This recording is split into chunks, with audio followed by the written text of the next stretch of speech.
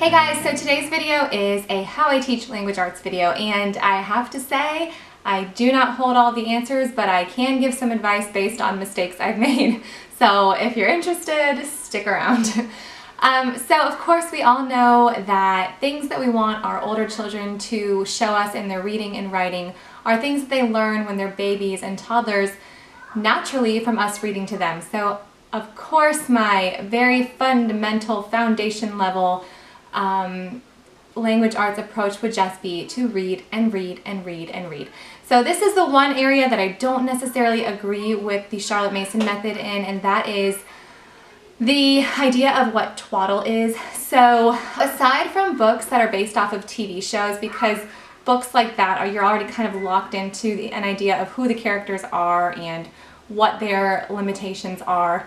Aside from that, I don't consider any book to really be twaddle for young kids, especially books they pick out themselves. I think the more and the more and the more you encourage reading in any light, the better.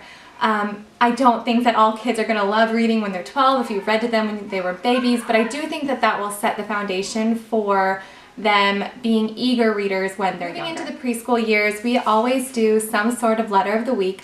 Once they've learned a couple letters, I don't expect them to remember them when you tack on more. I don't expect my 3-4-year-olds to remember that the A says ah when they're learning that the F says f and all of that, because I expect them that week to remember simply the F says f. I think that they are capable of remembering it, absolutely, but I'm not going to drill them on it because, again, I'm just wanting them to learn to love to read. And more than anything, at a preschool level, I just want them to know that these funny looking shapes that aren't triangles and aren't circles are letters. And so basically, I want them to know that when you stick a bunch of them together, they make a bunch of different sounds that come out to be a word. And eventually, they will pick up on that and they will want to read the words themselves. I always start a formal reading program when they're in kindergarten, but up until that point, we do 5 in a row. And so 5 in a row, I start around 3 years old, not the before 5 in a row, I just do regular 5 in a row. I have had before 5 in a row, but I didn't feel like I needed a manual for that. It seemed pretty much like common sense to me. So 5 in a row, we begin with when we are doing more of a sit-down, school age, 3-4-year-old, sit down for 10 minutes a day sort of a thing. And the idea of that is just reading the same book 5 days in a row. And what I love about that is that it teaches them to go beyond, that was an entertaining story. And it teaches them that there are more layers to the characters, that there's history behind the books and all of that. And I think that that, again, is a great foundation for them to want to read. So all of this setup, even through kindergarten, is just me wanting them to want to read. I believe that if you introduce correcting and taking a red pen to reading too soon, which is what I did with my daughter, that it causes a hesitation, and they may already have a hesitation because reading is a big task. It's scary and it's hard, and you are using your voice, and it is very clear to everyone if you mess up. And so I want to be very, very, very sensitive to paying attention to when they are ready to read. So then after 5 in a row, when kindergarten officially begins, we continue with 5 in a row, but we begin all about reading level 1. I've done this with all of my kids so far, and I absolutely love it. What I do think though is that you get to about halfway through the book, it starts off very slow, and then you can't get past a certain point until your kid is ready. So my daughter was ready. I mean, she was ready to fly through the whole book. My son, we kind of paused halfway through the book and we just kind of continued the lessons that he had already learned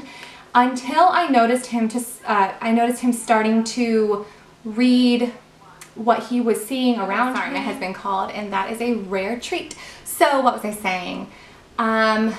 Yes, I can only get a certain point with my kids until I want to slow down, pay attention to their readiness. And when they start to pay attention to reading signs, reading, titles of businesses, reading the covers of books, trying to write their own little stories on paper. Jesse was making little comic books, and I realized that he was putting sounds together. That is when I then pick up and we begin moving forward in the lessons. And I think that that is very important, that they have a little bit of confidence and a little bit of readiness and excitement before you go through and push them, because again, this is something that they're going to need to know for their entire lives. It's something when they're 5, 6 years old, their confidence can shatter very easily. And if my kids are playing right here at the sliding door, so I'm sorry, I'm distracted a little bit. But if you want them to like to read, if you want them to be readers through the adult years, you can't force that to happen, but I believe that if you make it enjoyable from the start, then it will be enjoyable through their lives. So that is how I do it up through. So basically I go through all about reading 1 and all about reading 2. And if you want me to do a review on these, I will do these on another day. Same with the 5 in a row and the handwriting and all that, but this is just an overview. So after we finish level 1 and 2, then we take a break. And this is where I felt like I was making a long-term commitment, because the year 2, grade 2, which is year 3, is when we take a formal break from a reading curriculum and just focus on reading. What they've learned from level 1 and level 2 is enough to begin reading chapter books and stories on their own. I just have them do some narration and dictation with me on what they're reading. I continue to read to them, but basically that formal 20 minutes of reading time is now 20 minutes of silent reading in their room or on the couch or upside down on the swing set, however. And they just spend time reading. I feel like taking that structured break gives them some time to love reading even more and to build even more confidence without me sitting right next to them. And it also shows me, by me being in there with them as they read on occasion, it shows me where they may still be weak or where they may need to go back and learn some more of those fundamentals.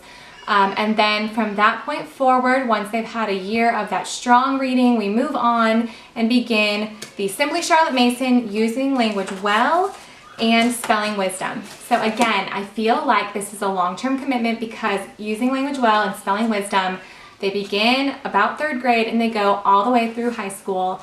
And this was a big commitment for me because everyone I know uses IEW, and I considered looking through it, I considered sitting in on a seminar, but I truthfully just felt so compelled to use Using Language Well and Spelling Wisdom. It made so much sense for what my desire is for my kids as far as reading, language arts, grammar, all of that goes.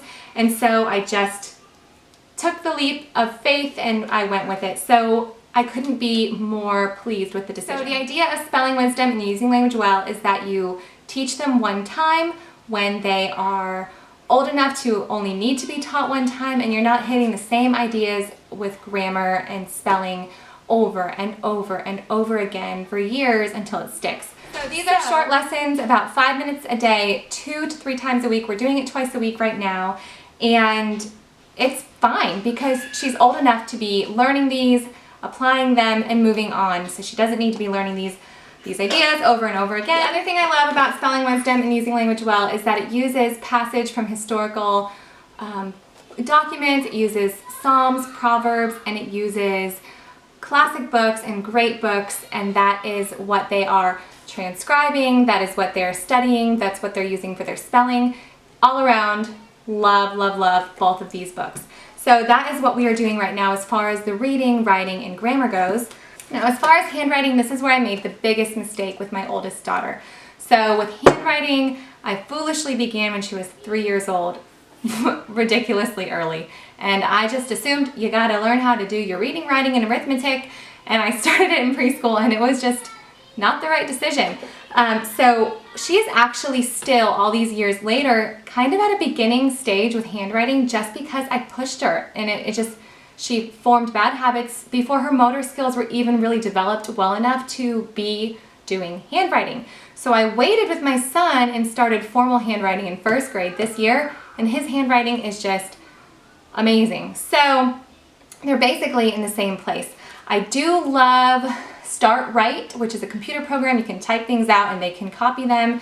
But I am using the Simply Charlotte Mason Delightful Handwriting because I wanted to do the Danielian type of the Danielian print so that my daughter could move on into cursive a little bit easier and a little bit sooner, just because it is very similar.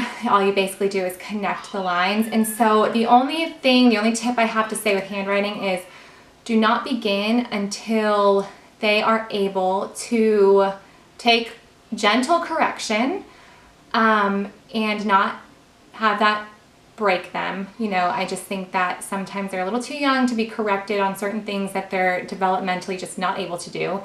And also to not let bad habits get out of control. And if you're seeing bad habits consistently, that they might just not be ready. I'm not talking about 8 years old, they should be ready by then. I just mean in the formative years. So that's just a brief overview of how I teach language arts from the beginning stages on up to right now we're in 3rd grade. And like I said, if you want me to go over any of these curriculum choices more in depth, let me know and I will try to do that after Christmas.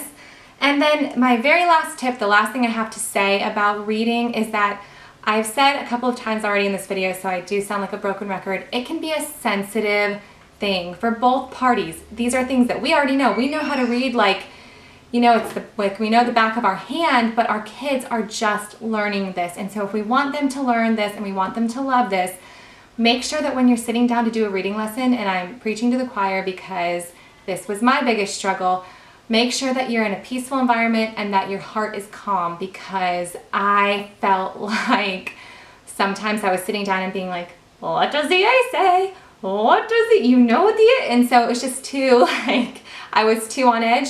So I have found that even if we're only getting in 2 lessons a week, as long as I am in a good place, then my child will be in a good place and we will make progress. So that's what I have to say about that. Let me know what you think below and I will see you tomorrow. Bye guys.